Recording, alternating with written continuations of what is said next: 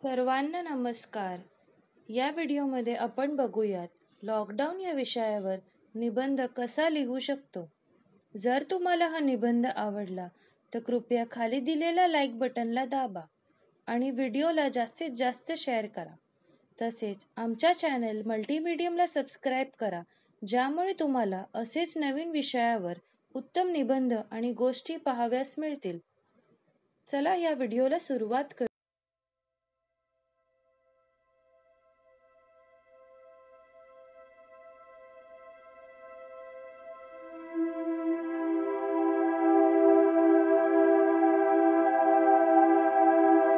हा निबंध मराठीत आहे, पण हिंदी आणि इंग्लिश या भाषांमध्ये देखील हा निबंध आमच्या मल्टीमीडिया या चॅनलवर उपलब्ध आहे किंवा खाली असलेल्या डिस्क्रिप्शनमध्ये लिंकवर क्लिक करा. आता आपण बघूयात लॉकडाऊन या विषयावर मराठीत निबंध असे लिहू शकतो.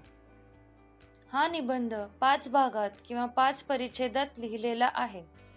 पहिला, प्रस्तावना किंवा परिचय. दुसरा, लॉकडाऊनची कारणे. तिसरा, लॉकडाऊनचे नकारात्मक परिणाम. चौथा, लॉकडाऊनचे सकारात्मक परिणाम. आणि 5वा, परिपूर्णता. चला पहिला भाग आता सुरू करूया. लॉकडाऊन हा शब्द पूर्वी एखादी कंपनी किंवा संस्था जेव्हा पूर्णपणे बंद केली जाते तेव्हा ऐकण्यात येत असे.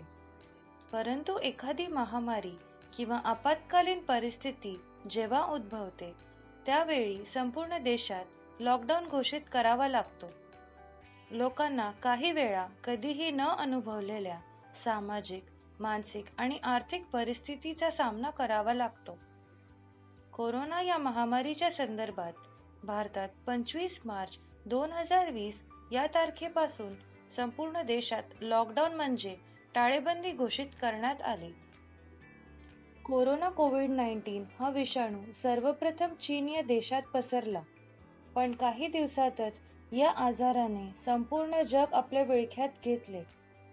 सर्व देशांना हा रोग आटोक्यात आणण्यासाठी लॉकडाऊनचे काही कडक नियम बनवावे लागले, जसे सर्वांना सुरक्षित राहण्यासाठी जिथे असतील तिथे किंवा स्वतःच्या घरीच राहावे लागते.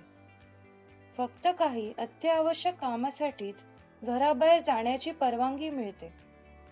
घराबाहेर पडताना सर्व सरकारी नियमांचे पालन करावेच लागते. जर आजार संसर्गजन्य असेल तर खबरदारीचे उपाय जसे तोंडावर मास्क लावणे, 2 जणांमध्ये सुरक्षित अंतर ठेवणे इत्यादी पाळावे लागतात. लॉकडाऊनमध्ये सर्व सार्वजनिक ठिकाणे जसे सर्व बाजारपेठा, मॉल्स, शाळा, कॉलेज, सार्वजनिक बागा, परिवहन सेवा, रिक्षा, टॅक्सी व रेल्वे बस इत्यादी देखील बंद करण्यात येतात. सर्व प्रकारची दुकाने, कार्यालये बंद करण्यात येतात.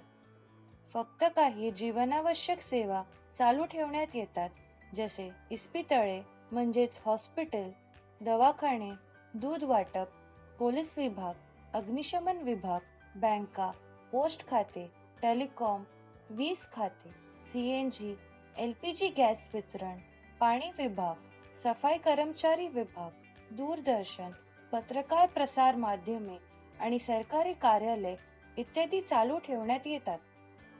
काही अत्यावश्यक काम असेल तर सरकारी कार्यालयाच्या परवानगीनेच नागरिकांना घराबाहेर जाता येते. लॉकडाऊनचे काही चांगले परिणाम दिसून आले, जसे वातावरण व पर्यावरण प्रदूषण विरहित होऊ लागले.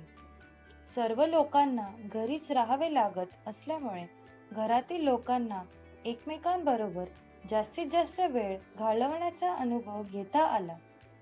लोकांना प्रामुख्याने स्वच्छतेचे महत्त्व अधिक कळून आले. परिस्थितीनुसार काही भागात टप्प्याटप्प्याने लॉकडाऊन सरकारद्वारे शिथिल करण्यात येतो. लॉकडाऊनमध्ये देशाच्या आणि जनतेच्या आर्थिक व सामाजिक परिस्थितीवर विपरीत परिणाम होऊ शकतो, जसे काही लोकांच्या नोकऱ्यांवर परिणाम होऊ शकतो आणि कामधंद्यामध्ये नुकसान देखील सहन करावे लागते. या सर्व गोष्टी नागरिकांच्या आणि देशाच्या सुरक्षिततेसाठी असल्यामुळे अशा कठीण परिस्थितीत जनतेने सहकार्य करणे अपेक्षित असते. अशा लॉकडाऊनची म्हणजेच टाळेबंदीची वेळ येऊ नये म्हणून आपण सर्व देवाजवळ प्रार्थना करूया. स्वतःची काळजी घेणे आणि सामाजिक सुरक्षितता हेच सर्वांचे प्रथम कर्तव्य आहे. हा व्हिडिओ बघण्यासाठी थँक्यू. आणि आठवणीने या व्हिडिओला लाईक करा आणि जास्तीत जास्त शेअर करा आणि आमच्या चॅनल मल्टीमीडियमला सबस्क्राईब करा, म्हणजेच तुम्हाला नवीन विषयांवर लेटेस्ट अपडेट मिळत राहील. तसेच जर तुमच्या काही सूचना असतील किंवा काही नवीन विषयांवर व्हिडिओ बघायचे असतील तर नक्की कमेंट करा. पुन्हा भेटूया एका नवीन विषयावर आणि तो विषय आहे या लॉकडाऊनमध्ये मी वेळ कसा घालवला.